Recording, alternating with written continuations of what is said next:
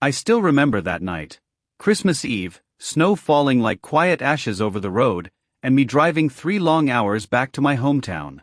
The car heater barely worked, but my heart was warm. I was finally going home.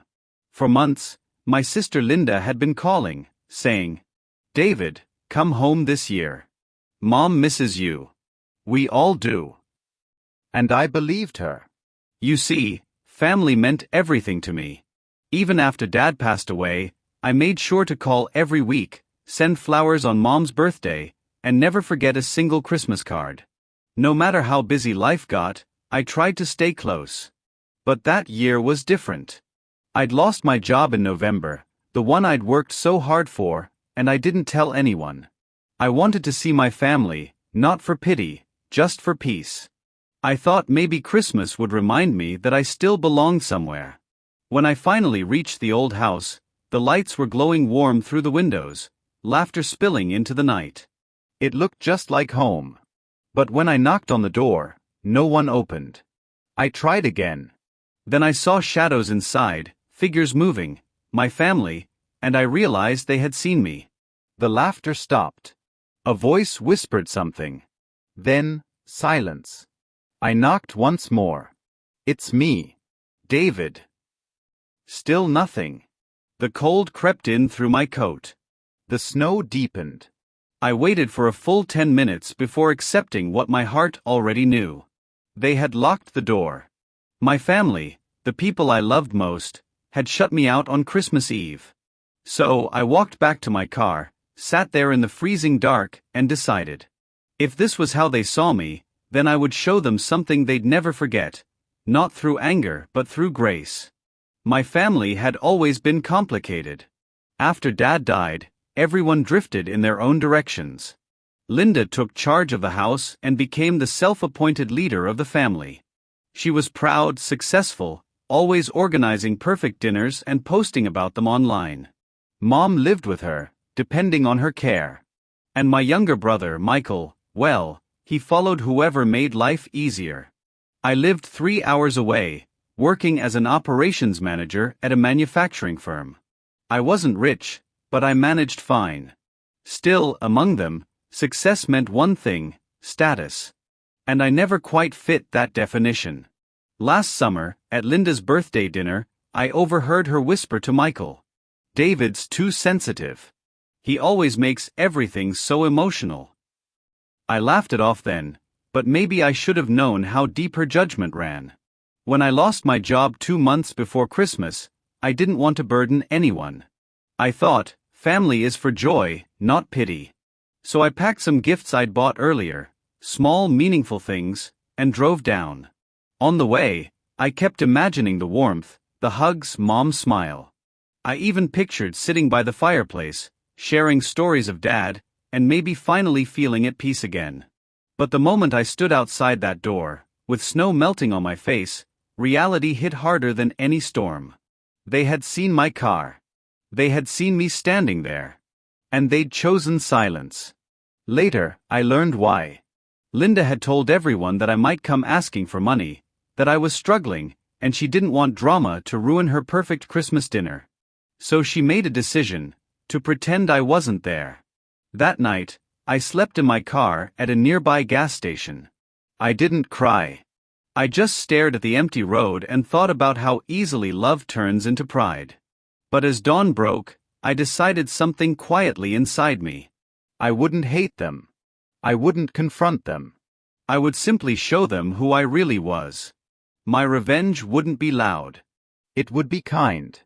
And it would hurt them more than anger ever could, because it would remind them of the goodness they had forgotten. The next morning, Christmas Day, the world was wrapped in white.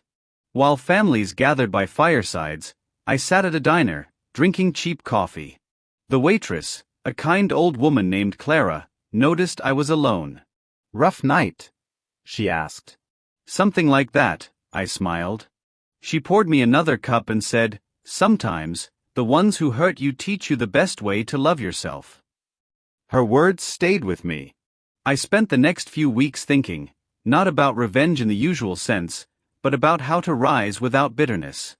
I applied for jobs quietly, helped a local shelter manage their holiday donations, and started volunteering to organize food drives.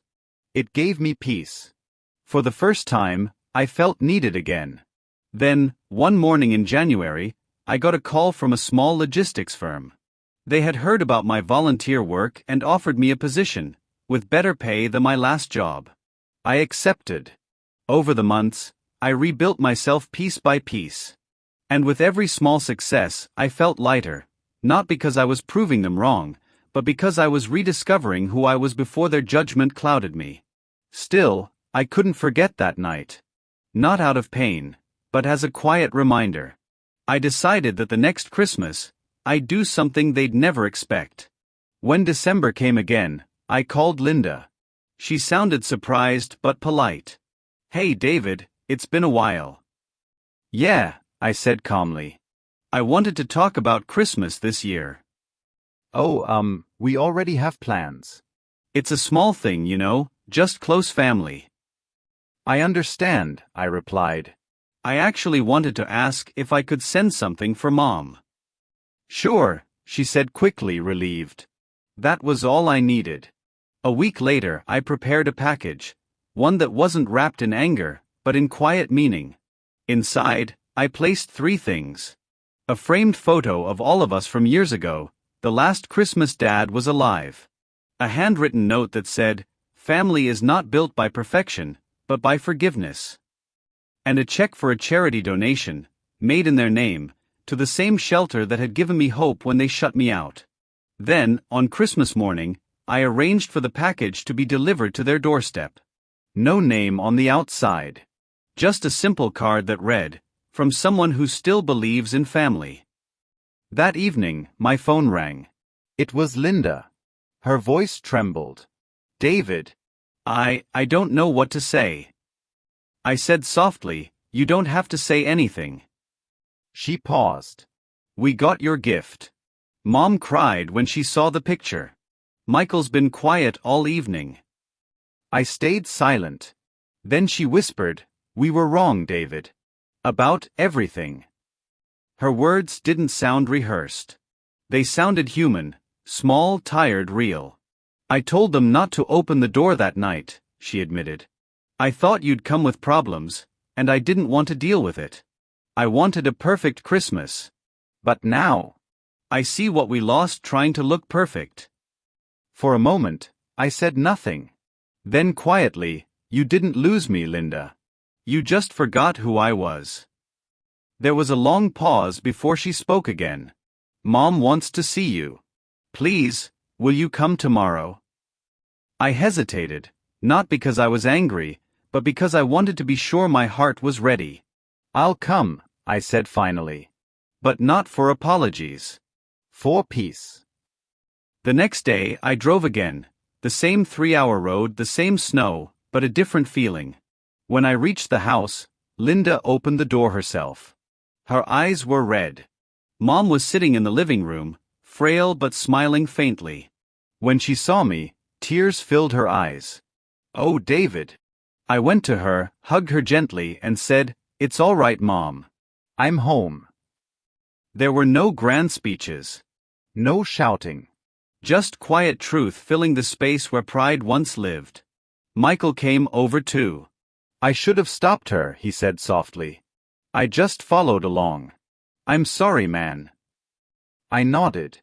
"You both learned. That's what matters." We spent that evening not talking about the past, but about simple things. Dad's old jokes, the smell of pine, the sound of laughter that felt real again. And in that small, imperfect house, I realized, my revenge was complete. Not because they suffered, but because they understood. After that Christmas, everything changed, not instantly, but gradually, like snow melting in sunlight. Linda became more humble. She called often, not to show off her success, but to ask how I was doing. Michael started volunteering with me at the same shelter. And Mom, well, she looked happier than she had in years. I didn't bring up that night again. I didn't need to. Sometimes silence tells the story better than words ever could. A few months later, Linda said something that stayed with me forever. I used to think success was about having everything under control, she said.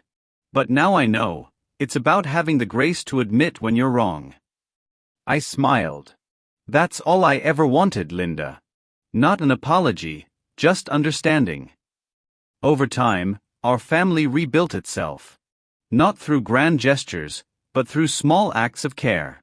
Phone calls, visits, shared dinners that didn't need to be perfect anymore.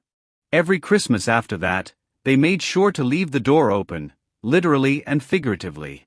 Mom would always say, "Leave the porch light on. David's coming." And I always did. It's been 7 years since that night. Mom's gone now, but her lessons remain like soft echoes in the walls of that house.